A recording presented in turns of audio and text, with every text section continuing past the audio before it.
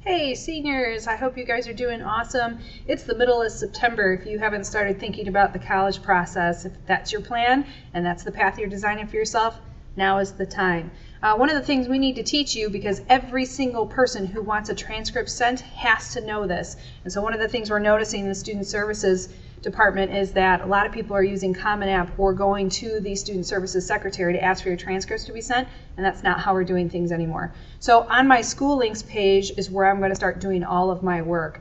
This should look very similar to you guys. You should be on this site. You should be checking our events page because all of our college reps are on there. All of our senior seminars are on there. But for the college purpose of the college application, we're going over to colleges, and we're scrolling down to this button right here that says college applications. And on that college applications page, when I first get in, it's going to pop up and it's going to say let's go. I have to fill this out before I'm allowed to do anything else. Your birth date should auto-populate on here. I'm going to be born in 2000 and how about 7. And then my address, I'm going to populate my address in there and I'm going to hit next. I have to choose an abbreviation. It won't let me auto-populate that. So I'm choosing my abbreviation, I'm hitting next. And then from that I have to put in whether or not I qualify for a fee waiver. So how do I know if I qualify? I have to look through and read all of those and pick one. If you are on free and reduced lunch or on a fee waiver through the school, then you do qualify, and you would pick this one right here. Students' annual family income falls within the income eligibility guidelines.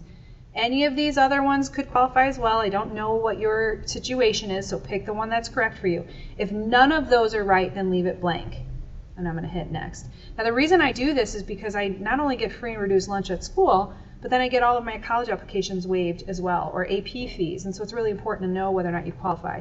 If you think you'd qualify, but you still have full pay, then you need to fill out the forms, and your student services team can show you how to do that. So we're going to hit next. And I do not, none of the above apply. Next.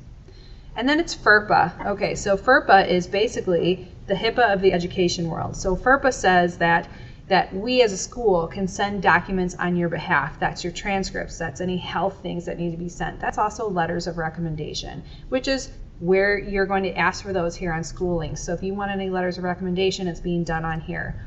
So you have to decide whether or not you give us permission. So yes, I fully understand and have read. And then you have to decide, do I waive my right or do I not waive my right?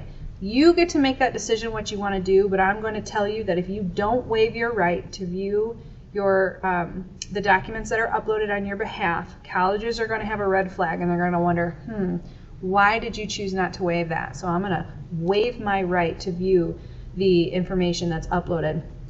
If you're asking for a letter of recommendation, then one of the questions you should be asking is, teacher, will you write me a good letter of recommendation? If you're going to that person, you're doing so because you know that they're going to write a letter that's a good benefit for you. So I want to make sure that you understand that it's not a bad thing, but there's definitely a red flag if you don't waive it. So I'm going to waive my right and I'm going to sign my name.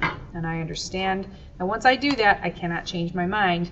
I have to go through quite a few hoops to change my mind, and I'm going to finish application setup. Now once I'm in there, this is what this is going to look like. It's empty. And how do I fill it?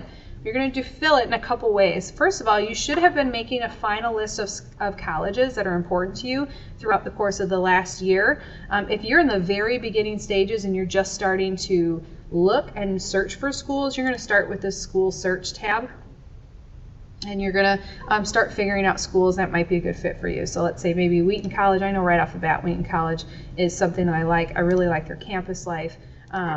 It's a beautiful campus. I have done a college visit and I really like it, so I'm favoring that one. Augustana, I know I'm gonna get my workouts there because it's a lot of up and down. I really like the smaller schools. I'm gonna stick with Illinois Wesleyan as well. Okay, so I've added some of my favorites. So when I go back to my favorites and lists up here at the top right here, I have these listed here, okay?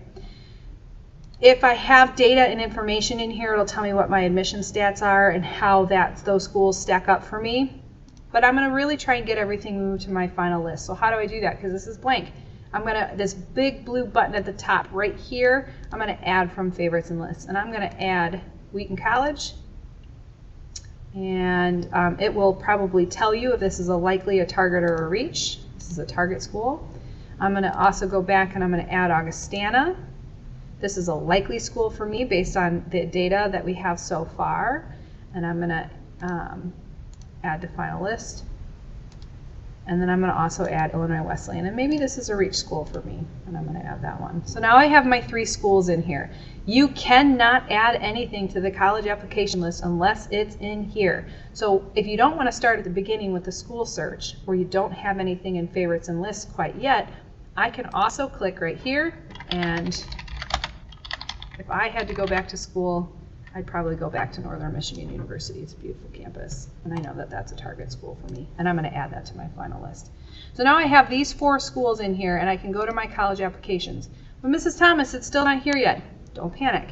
On the left-hand side here, it says Final List Schools. I add application from the list.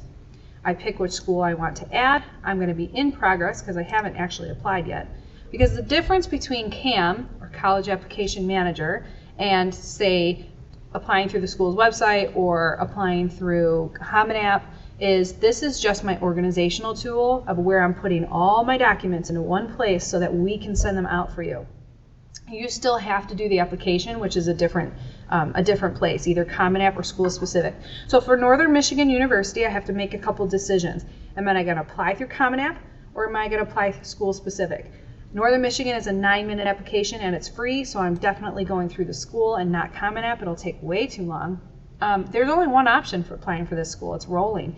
So other options would be early action, early decision, which is binding. Early action, there's no negative to applying early action unless you're applying computer science or engineering. Then you need to be have a little strategy for that one. And then your dates are going to change depending on the school. This particular school is in network, so I can send that electronically without any issue. I'm applying for financial aid because 1, it's a graduation requirement, but also 2, because everybody going to any type of education, trade school, 2-year, 4-year, it doesn't matter, you should be applying for financial aid. You would never buy a car without negotiating that price of the car. Why are we doing that for college? The financial aid is step 1 in the negotiating process. I'm not a great test taker, so I'm not going to be sending my scores. And I'm going to hit Save Application. I need to do that for every school that I plan on applying to, whether it's Common App or not. Once I do that, this is my Northern Michigan portal. On the left-hand side is the application and the financial aid. Now, financial aid doesn't open until December 1st, and so if I want to, I can click off of that because I know that I'm going to do that. I have not submitted my application yet, but once I do, I will click this button and I will mark it as complete. This school has 2 optional teachers of recommendation. If it has an optional letters of recommendation, you are sending however many is the optional. If it says this school does not require or does not take letters of recommendation, you are not sending them. That is not helpful. It's a ding against you. So in order to request this teacher recommendations, I click this button right here. I search for the person I would like to write a letter of recommendation for me. So let's see who knows me well. I think Mrs. Brown knows me really well. And I'm going to ask Mrs. Brown either before I send this or after if she would be willing to write me a letter of recommendation. And I'm going to say, thank you so much for being willing to do this for me. Also, I am majoring in psychology. Add recommender. Once I've done that, that person is here. You can see the date that I requested it. You can see Mark Cook, that's my alter ego apparently, has requested this. And then once Miss Brown does this, this red line here will turn green and it will show the date that she uploaded that letter of recommendation. So again, this is your organizational tool. My transcript on the right it's in the system, it just hasn't been sent yet. As soon as this is sent, this will turn green. And so all of my information is in here. How I'm applying, when it's due, it's all in here. So I'm going back to my main page. Now if you look, it's completed and pending. If I want to change this at all, so I hit this edit application button, and I go pending results. Hey, rolling admission means I'm going to find out usually within 2 weeks if I got in. I got accepted. I'm changing that to accepted, and that changes my results. There is not a condition to my acceptance. and I can upload my award letter if I want to. I'm going to skip that for now. And now I have all of this in one place. Okay, so this is another way, and now I have all my acceptance letters here. What's really cool about this is that it will start to create a compare contrast for you that you can use later to help choose what the best school is. Let's look at the left-hand side. So on the left-hand side here, I've got my final list of schools. I've got 4 in my final list. I've only added 1. So now I know I need to go back and add more. You know what? I would love to go to Loyola. I don't know if it's going to work out for me, but I'm going to add the application and I'm going to try. I'm going to also apply school specific. You can apply Common App. I'll show you how to connect your Common App here in a second.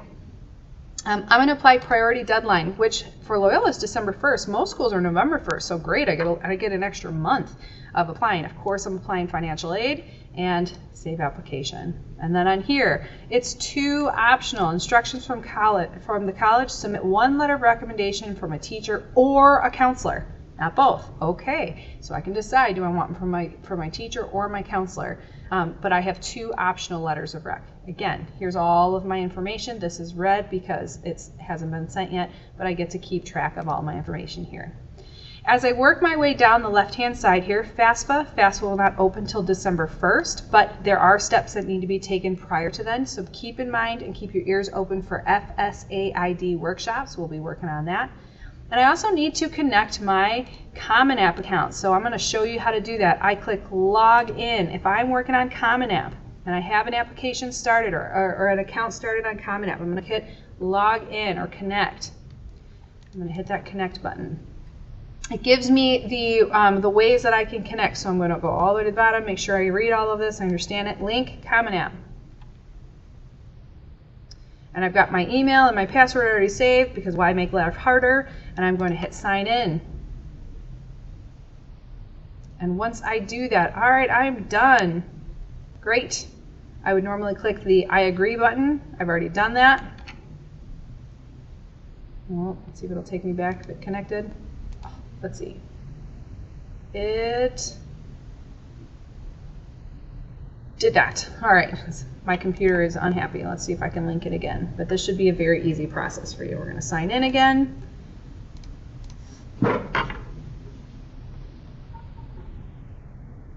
Already done. Redirected back to school links. Okay, well, because I unconnected it and then tried to reconnect it, it's not going to work right now. But once you do that, you'll hit yes, I agree to connect it, and it will automatically update that for you. So, once I work my way down, all of your Common App applications, any school that is in your Common App will automatically show up in this left-hand column of incomplete. Once you hit submit on the Common App, it'll move itself automatically to the completed column once we send all of your documents. If you want a transcript sent on your behalf, this is how you do it. Ms. Nordval and Ms. Zingroni are not sending transcripts for you. This is how you do it. You do not go through the report center. This is how you do it. You have to have your colleges listed in here in order to send this information. Finally, if you have a brag sheet, it's okay if you already did a brag sheet. When I click on complete brag sheet, there are questions that I need to answer. This helps your recommender to write the best letter possible for you. So you want to fill this out to the best of your ability. If some of the questions don't make sense for you, leave them blank, that's fine. And if you're like, oh, come on, Mrs. Thomas, I already did the brag sheet. I don't want to have to do this again. No big deal. Drag your file here, upload it here, and then all of your stuff is in one place. This one down here, what is the best way of contact you, is the only required question that we have in case we need to follow up with you. That way, anytime you send a letter of recommendation request, that brag sheet automatically gets attached to that request and gets sent to that person so they can see more information about you. If this is confusing for you, then you have to come to the CAM session for the senior seminars. This is the #1 thing. If you attend no other sessions, this is the one you need to go to. And if you're like, nope, this was helpful, I've got it, then great, you're off the hook. But please tell your friends, make sure you're watching this video, reference this back to this anytime you need to, and I hope it was helpful. Have a great day.